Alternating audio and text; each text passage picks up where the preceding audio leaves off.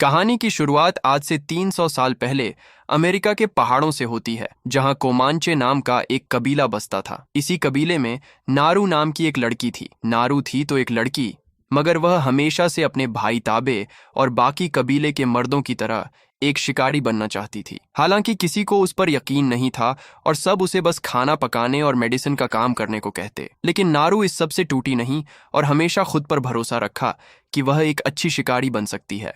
एक दिन जब नारू सोई होती है और उसकी माँ उसे लात मारकर जगाती है और बाकी औरतों के साथ जंगल से आलू लाने को भेजती है। अब नारू का मन वहां नहीं लग रहा होता, इसीलिए वह जंगल में छुपके से अपनी छोटी सी कुल्हाड़ी के साथ प्रैक्टिस करने लगती है। तभी उसे कुछ आवाज आती है। जब वह आगे जाकर देखती है तो वहां एक हिरण होता है। अब हिरण को देखते ही नारू का शिकारी जाग जाता है। वह अपने कुत्ते, जिसका नाम सारी है, उसे हिरण के पीछे भागने को कहती है और तभी आसमान से एक आवाज आती है जिसकी वजह से हिरण भागने लगता है। नारू भी बिना वक्त जाया किए उसके पीछे भागने लगती है। सारी भी हिरण को नारू की तरफ भेजता है, लेकिन नारू जब हिरण पर हमला करती है तो मिस हो जाती है, जिसकी वजह से हिरण भाग जाता है। तभी उसे सारी की आवाज आती है। जब वह आगे जाती है तो देखती है सारी एक ट्रैप में फंस गया है। नारू बिना वक्त जाया किए सारी को ट्रैप से आजाद करवाती है और साथ ही ट्रैप को चेक करने लगती है, क्योंकि उसने ऐसा ट्रैप कभी भी नहीं देखा होता, जिसका मतलब यहाँ अब इस जंगल में कोई और भी आ चुका है। तभी उसे कुछ आवाज आती है। नारू जब पहाड़ के कोने पर जाती है तो उसे आसमान में कुछ चमकता हुआ दिखता है, लेकिन उसे समझ नहीं आता ये क्या है और वह उसे बस एक इशारा समझ लेती है। अगले दिन नारू इसके बारे में अपने भाई ताबे को बताती है और कहती है, मुझे लगता है यह भगवान का इशारा है, जिसका मतलब मुझे अपना काटामिया को मारना चाहिए।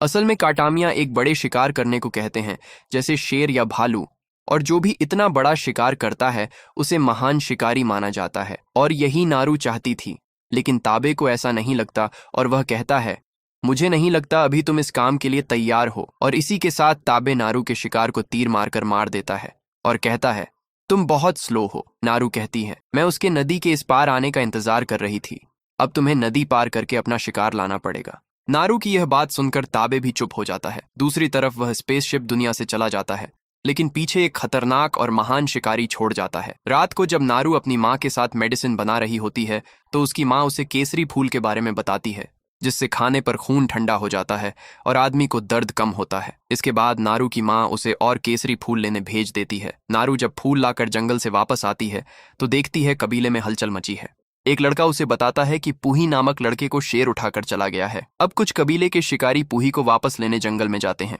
लेकिन तभी सबसे पीछे वाले शिकारी को पीछे से कुछ आवाज आती है और वह जल्दी से अपना तीर कमान तैयार कर लेता है। लेकिन वह तो बस नारू थी। उसे देखकर एक लड़का कहता है, हमें तुम्हारी जरूरत नहीं, घर जाओ और खाना बनाओ। लेकिन ताबे बीच में आता है और कहता है, नारू पूही को ढूंढने में हमारी मदद कर सकती है और साथ ही अगर वह जिंदा हुआ तो नारू उसका इलाज कर सकती है। अब यह सुनकर सब नारू को साथ ले जाने के लिए मान जाते हैं। साथ ही ताबे नारू को कहता है, यह तुम्हारा मौका है, शेर को ढूंढो और खुद को साबित करो। दूसरी तरफ एक चींटी शिकारी के पांव पर चढ़ती है, जिसे एक खरगोश खा लेता है, जिसे अगले ही पल एक सांप खा लेता है। तभी सांप को शिकारी महसूस होता है और वह उस पर हमला करता है, लेकिन शिकारी उसे बहुत बुरी तरह से मार देता है। दूसरी तरफ नारू अपने कुत्ते की मदद से पूही को ढूंढ लाती है, जो काफी जख्मी होता है लेकिन जिंदा होता है। अब नारू उसका इलाज करने में लग जाती है, जबकि बाकी सब पूही को घर वापस ले जाने के लिए लकड़ियों का एक स्ट्रेचर बनाने लगते हैं। अब इस सब में रात हो जाती है। अब ताबे नारू को बाकी सब के साथ कबीले जाने को कहता है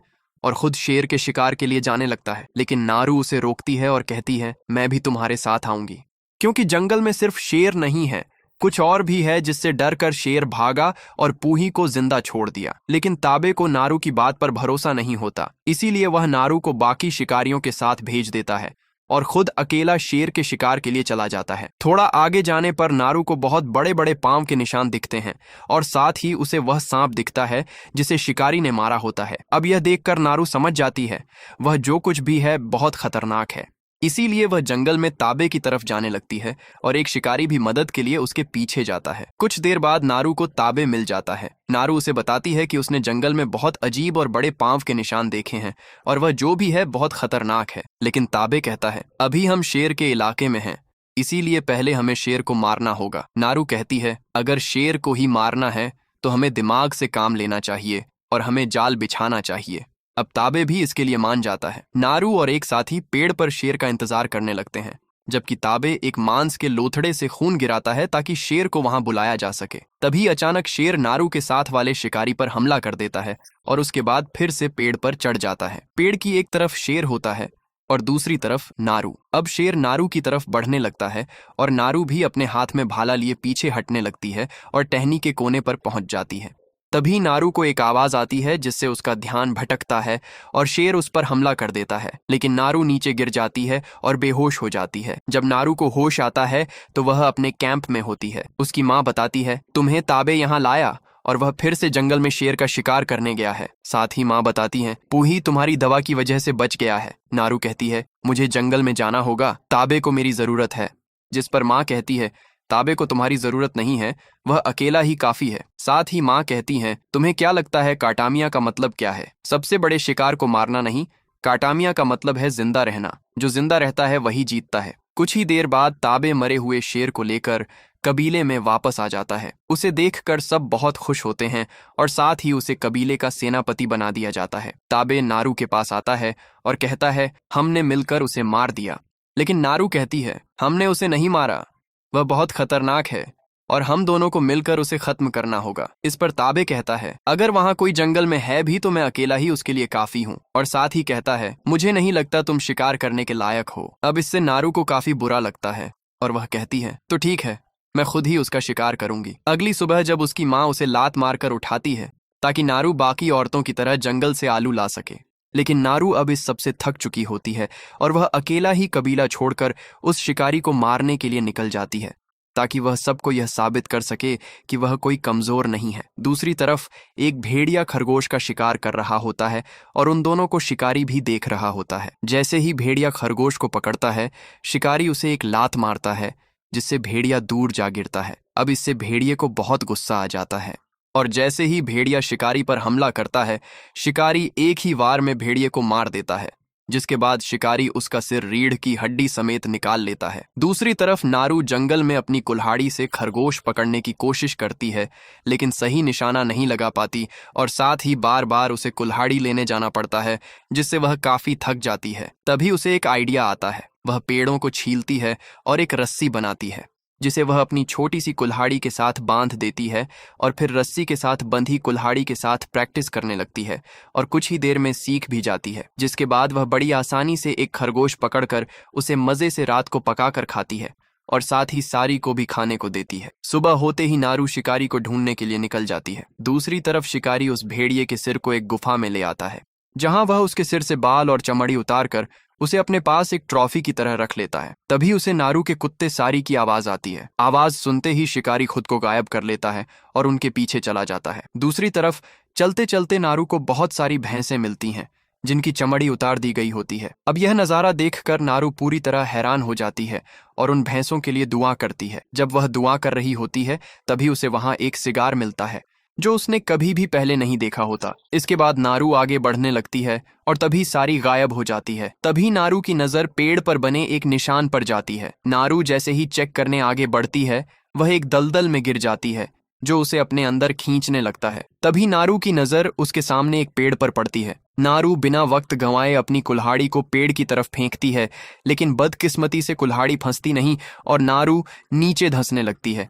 अब नारू फिर से कोशिश करती है और इस बार कुल्हाड़ी फंस जाती है, लेकिन नारू जैसे ही उसे खींचती है तो कुल्हाड़ी फिर से निकल जाती है। अब नारू बस डूबने ही वाली होती है और आखिरी कोशिश करती है। किस्मत से इस बार कुल्हाड़ी पेड़ में फंस जाती है और जैसे ही नारू उसे खींचती है तो वह निकलती नहीं, जिसके बाद नारू रस्सी की मदद से दलदल से बाहर आ जाती है और चैन की सांस लेती है। इसके बाद नारू जब अपने हथियारों को साफ कर रही होती है तो सारी भी वहां आ जाती है, जो कि शिकार करने गई होती है। थोड़ा आगे जाने पर नारू को एक भालू दिखता है जो एक हिरण को खा रहा होता है। नारू बिना वक्त गंवाए अपना तीर निकालती है और भालू को मारने लगती है, लेकिन बदकिस्मती से तीर की रस्सी ही खुल जाती है। साथ ही भालू भी तीर की रस्सी खुलने की आवाज सुन लेता है, इसीलिए वह तेजी से नारू की तरफ बढ़ने लगता है, लेकिन सारी उसे अपने पीछे भगाकर नारू से दूर ले जाती है और इसी बीच नारू अपनी तीर की रस्सी भी लगा लेती है। अब नारू जैसे ही नीचे आती है, सारी उसकी तरफ आ रहा होता है, जिसके पीछे भालू भी आ रहा होता है। नारू बिना वक्त गंवाए तीर चला देती है,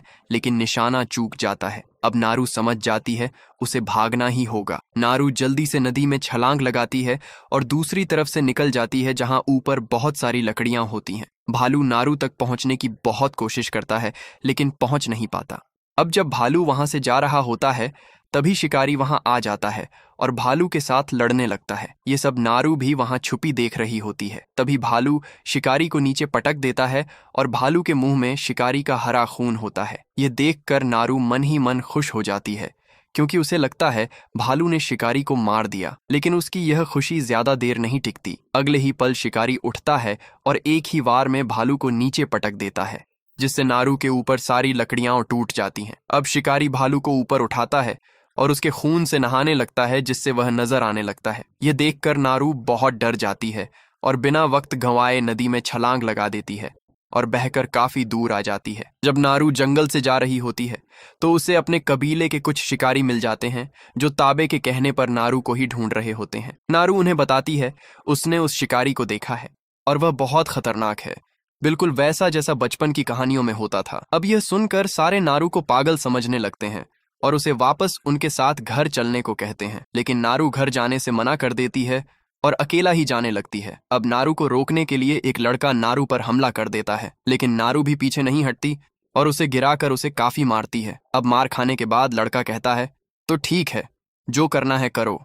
लेकिन जैसे ही नारू वहां से जाने लगती है वह धोखे से नारू को मारकर उसके हाथ बांध देते हैं। लेकिन उन्हें यह नहीं पता होता वह शिकारी भी वही है। अब जैसे ही एक शिकारी लड़का अपना शिकार उठाने थोड़ा आगे जाता है तो अचानक उसके सीने पर 3 निशान आ जाते हैं। लड़के को कुछ भी समझ नहीं आता ये क्या है और इससे पहले वह समझ पाता 3 तीर उसे वहीं गिरा देते हैं। अब यह देखकर नारू समझ जाती है शिकारी वहां आ गया है और वह एक लड़के को उसके हाथ खोलने को कहती है लेकिन लड़का ऐसा करने से मना कर देता है। नारू पेड़ के साथ रस्सी खोलने की कोशिश करती है लेकिन रस्सी काफी मजबूत होती है। तभी शिकारी लड़के की बॉडी से अपने तीर निकालने लगता है। दूसरे लड़के उसे देख लेते हैं और उस पर हमला कर देते हैं। अब शिकारी दोनों से लड़ने लगता है और इसी बीच नारू भी अपनी कुल्हाड़ी से अपनी रस्सियां काट देती है और देखती है कैसे शिकारी ने सबको बड़ी बेरहमी से मार दिया है।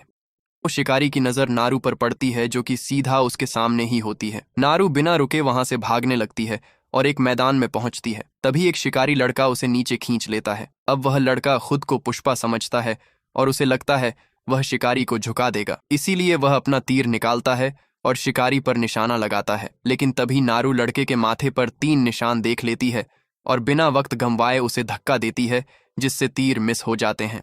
अब दोनों तेजी से भागने लगते हैं लेकिन तभी शिकारी पीछे भागने वाले लड़के को बहुत बेरहमी से मार देता है। नारू भागते हुए जंगल में पहुंचती है जहां उसका पांव एक ट्रैप में फंस जाता है। नारू ट्रैप खोलने की कोशिश कर ही रही होती है तभी वहां शिकारी आ जाता है। वह ट्रैप की जंजीर पकड़ता है लेकिन पता नहीं क्यों नारू को बिना मारे वहां से चला जाता है। तभी वहां कुछ फ्रेंच शिकारी आ जाते हैं जिनके पास बंदूकें भी होती हैं। अब वह नारू को बेहोश करके अपने साथ ले जाते हैं। नारू को जब होश आता है तो वह खुद को एक पिंजरे में कैद पाती है। तभी उसकी नजर उनके सरदार पर पड़ती है जिसने भैंसों की खाल पहनी होती है, जिसका मतलब यह लोग खालें बेचकर पैसा कमाते हैं और साथ ही इन्होंने ही उन भैंसों की खालें उतारी थीं। अब सरदार जो बहुत ही घटिया इंसान होता है नारू के पास आता है और उसे एक लोहे के हथियार के साथ तंग करने लगता है। लेकिन नारू भी कम नहीं होती है और हथियार उसके हाथ से छीनकर उसी के हाथ पर मार देती है।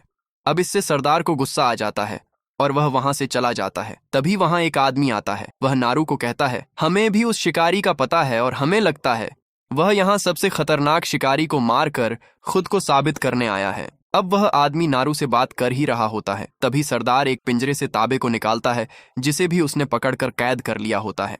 ताबे को देखकर नारू बहुत हैरान हो जाती है। सरदार को पता होता है ताबे भी नारू के कबीले का है और इसीलिए वह नारू को दर्द देने के लिए ताबे के सीने पर जख्म करता है जिससे नारू को बहुत बुरा लगता है। इसके बाद अगले दिन फ्रेंच दोनों को शिकारी के चारे की तरह एक पेड़ से बांध देते हैं ताकि जब शिकारी उन्हें मारने आए तो वह ऊपर से शिकारी को मार सके। लेकिन उन्हें यह नहीं पता होता है वह शिकारी शिकार को नहीं बल्कि शिकारी को मारता है।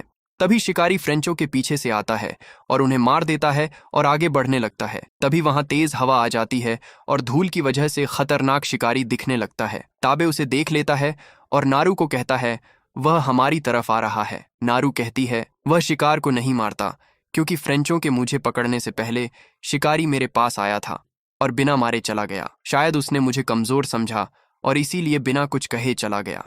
अब यह सुनकर ताबे कहता है, तुम कमजोर नहीं हो, तुम्हें पता है मैंने शेर कैसे मारा? तुम्हारे तरीके से उसे चारा देकर फंसाया और फिर मार दिया। तुम जितना खुद को समझती हो उससे ज्यादा समझदार हो। नारू कहती है, मुझे नहीं पता कि हम उस शिकारी को मार भी सकते हैं या नहीं। इस पर ताबे कहता है, अगर उसका खून बहता है तो जरूर हम उसे मार सकते हैं। शिकारी जैसे ही थोड़ा आगे बढ़ता है तो उसका पांव एक ट्रैप में फंस जाता है और तभी जमीन में छुपे फ्रेंच निकलते हैं और शिकारी पर जाल फेंक देते हैं। फ्रेंचों को लगता है उन्होंने शिकारी को पकड़ लिया, लेकिन अगले ही पल शिकारी जाल से निकल जाता है और सारे फ्रेंचों को बड़ी बेरहमी से मारने लगता है। इसी बीच नारू भी अपना दिमाग इस्तेमाल करके खुद को और ताबे को आजाद करवा लेती है, जिसके बाद ताबे घोड़ा लेने चला जाता है और नारू फ्रेंचों के कैंप की तरफ जाती है जहां उसका कुत्ता सारी कैद है। दूसरी तरफ फ्रेंच शिकारी पर गोलियां चलाने लगते हैं, जिन्हें शिकारी एक शील्ड से रोक देता है। फिर जैसे ही फ्रेंचों की बंदूकों से गोलियां खत्म होती हैं तो शिकारी वहां एक बम फेंक देता है और खुद भाग जाता है। अब पागल फ्रेंचों को बम का पता नहीं होता, इसीलिए वह उसके करीब आते हैं और तभी एक ब्लास्ट होता है जिससे सारे फ्रेंच मारे जाते हैं। दूसरी तरफ नारू फ्रेंचों के कैंप पर पहुंचती है जहां कुछ फ्रेंच वहां से जाने की तैयारी में होते हैं। एक फ्रेंच सारी को मारने के लिए आगे बढ़ता है, लेकिन नारू उस पर हमला करके उसे ही मार देती है, जिसके बाद वह एक एक करके बड़ी बहादुरी से सारे फ्रेंचों को अकेला ही मार देती है, जिसके बाद वह सारी को आजाद करती है। दूसरी तरफ शिकारी को भी काफी चोटें आई होती हैं जिन्हें वह ठीक कर रहा होता है। अब नारू जब जा रही होती है तो तभी वहां एक फ्रेंच आदमी आ जाता है जिसका पांव कटा होता है। वह नारू को उसकी मदद करने को कहता है। नारू की नजर उसके हाथ में पकड़ी बंदूक पर जाती है, जिस पर आदमी कहता है, तुम मेरा इलाज करो और मैं तुम्हें बंदूक चलाना सिखाऊंगा। अब नारू उस आदमी के पांव से ट्रैप हटाती है और कुछ दवा लगाती है, जिसके बाद आदमी भी नारू को बंदूक चलाना सिखाता है। इसके बाद नारू आदमी को केसरी का फूल दे देती है ताकि उसे दर्द ना हो। तभी नारू को शिकारी की आवाज आती है और वह भागकर एक पेड़ के पीछे छुप जाती है और वह आदमी अब चल नहीं सकता, इसीलिए वह वहीं पर मरने का नाटक करने लगता है। अब शिकारी वहां आता है और स्कैन करने लगता है और हैरानी से वह उस आदमी को स्कैन नहीं कर पाता। अब यह नारू भी देख रही होती है और वह समझ जाती है ये केसरी फूल का कमाल है। असल में केसरी फूल इंसान का बॉडी टेम्परेचर को कम कर देता है और शिकारी सिर्फ हीट को स्कैन कर पाता है, और जब आदमी का टेम्परेचर कम होता है तो शिकारी को लगता है वह मरा हुआ है। लेकिन बदकिस्मती से शिकारी का पांव आदमी के जख्म पर आ जाता है, जिससे आदमी चिल्ला पड़ता है और अगले ही पल शिकारी के हाथों मारा जाता है। तभी नारू का कुत्ता वहीं आ जाता है और शिकारी पर भौंकने लगता है। अब शिकारी अपना तीर निकालता है और कुत्ते को मारने ही वाला होता है कि ताबे पीछे से उस पर हमला कर देता है, जिससे शिकारी का हेलमेट गिर जाता है और हेलमेट का निशाना एक पेड़ पर चला जाता है। अब शिकारी सारी को मारने के लिए तीनों तीर चलाता है, लेकिन वह सारे तीर घूमकर उसी जगह जाकर लगते हैं जहां हेलमेट के 3 निशान होते हैं। अब यह सब नारू भी देख रही होती है और साथ ही समझ भी रही होती है। अब ताबे जब शिकारी से लड़ रहा होता है तो नारू जल्दी से गन में पाउडर डालकर उसे तैयार करती है और शिकारी के सामने जाकर ट्रिगर दबा देती है, लेकिन बदकिस्मती से गन नहीं चल पाती। तभी ताबे एक भाले से शिकारी पर हमला कर देता है, जिससे शिकारी को काफी बुरी तरह लगती है और नारू को फिर से गन रीलोड करने का मौका मिल जाता है। दूसरी तरफ ताबे बड़ी बहादुरी से शिकारी के साथ लड़ रहा होता है और उसे कई जख्म देता है। शिकारी भी ताबे से डर जाता है और जल्दी से बचने के लिए खुद को गायब कर लेता है। अब नारू भी सामने आ जाती है और दोनों शिकारी को देखने लगते हैं। ताबे नारू को कहता है, वह शिकारी मुझे खतरा समझता है, भाग जाओ और उसका शिकार करके साबित करो खुद को। ताबे जब यह कह ही रहा होता है, शिकारी पीछे से हमला कर देता है और ताबे के सीने को नारू की आंखों के सामने चीर देता है। ये देखकर नारू को बहुत दुख होता है और वह गन भी नहीं चला पाती। अब शिकारी नारू की तरफ उसे मारने बढ़ रहा होता है क्योंकि उसके हाथ में एक हथियार होता है, लेकिन तभी ताबे, जिसमें थोड़ी सी जान बाकी है, वह शिकारी के पांव पर वार करता है, जिससे शिकारी का ध्यान भटकता है और मौका देखकर नारू वहां से भाग जाती है। नारू जब नदी के पास सोई होती है तो एक आवाज से उठ जाती है। नारू जब देखती है तो नदी के पार फ्रेंचों का सरदार होता है। उसे देखते ही नारू गुस्से से बंदूक निकाल लेती है, लेकिन तभी वह रुक जाती है क्योंकि अब नारू के दिमाग में एक खतरनाक प्लान ने जन्म ले लिया होता है। नारू चुपके से सरदार को मारकर उसे बेहोश कर देती है। जब सरदार को होश आता है तो उसकी एक टांग कट चुकी होती है और उसके जख्म को चूहे खा रहे होते हैं, जिसे देखकर सरदार बच्चों की तरह रोने लगता है। तभी उसकी नजर सामने पड़ी बंदूक पर पड़ती है। सरदार किसी तरह खुद को घसीट कर बंदूक के पास लेकर जाता है, जहां वह देखता है सामने नारू बैठी है। नारू उसे कहती है, तुमने मेरे सामने मेरे भाई को दर्द दिया और उस शिकारी ने उसे मार दिया। अब मैं तुम दोनों को मारकर अपना बदला लूंगी। यह कहकर नारू केसरी का फूल खा लेती है। सरदार गुस्से में नारू पर गोली चलाता है लेकिन बंदूक खाली होती है। तभी सरदार के चिल्लाने की वजह से शिकारी वहीं आ जाता है। अब नारू ने केसरी फूल खा लिया होता है, इसीलिए वह उसे नहीं देख पाता और सीधा जाकर सरदार का सिर काट देता है। और उसी वक्त नारू पीछे से शिकारी के सिर में एक गोली मारती है, जिससे उसका हेलमेट गिर जाता है और नारू जल्दी से हेलमेट लेकर भाग जाती है और जंगल के बीच रख देती है। कुछ देर बाद शिकारी खून का पीछा करते हुए जंगल तक पहुंचता है, जिसे नारू ने गिराया होता है। तभी नारू ऊपर से शिकारी पर हमला कर देती है और उसे मारने लगती है। शिकारी नारू को उठाकर नीचे पटकता है और नारू फिर से भागकर एक जगह खड़ी हो जाती है। शिकारी नारू के पीछे जाता है और उस पर हमला करता है, जिससे उसका हाथ एक पेड़ में फंस जाता है और नारू शिकारी के हाथ को ही काट देती है। अब इससे शिकारी को बहुत दर्द होता है। तभी नारू सारी को आवाज देती है, जो नारू को उसकी कुल्हाड़ी लाकर देता है और नारू शिकारी के ऊपर चढ़कर उसके सिर को रस्सी से बांधकर छलांग मार देती है और रस्सी को खींचकर शिकारी को दलदल में खींच लेती है। अब शिकारी पूरी तरह दलदल में धंस जाता है और नारू को लगता है वह जीत गई है, लेकिन ऐसा कैसे? अगले ही पल शिकारी फिर से दलदल से बाहर आ जाता है और बहुत गुस्से में होता है। गुस्से में वह तीर निकालता है और नारू की तरफ चलाता है और यही तो नारू चाहती थी। जैसे ही तीर चलता है, हेलमेट के निशान शिकारी के सिर पर जाते हैं और शिकारी वहीं पर अपने ही तीरों से मारा जाता है। अब यह देखकर नारू अगले दिन शिकारी का सिर कबीले में लेकर जाती है और साथ ही उन्हें फ्रेंचों की बंदूक दिखाती है और कहती है कि हमें यहाँ से जाना होगा क्योंकि यह जगह सेफ नहीं है। अब नारू की इस बहादुरी से सब बहुत खुश होते हैं और उसे एक महान हंटर मानने लगते हैं, जो कि नारू हमेशा से चाहती थी। वीडियो अच्छी लगी तो लाइक और चैनल को सब्सक्राइब जरूर करें ताकि आप आने वाली वीडियोस भी देख सकें।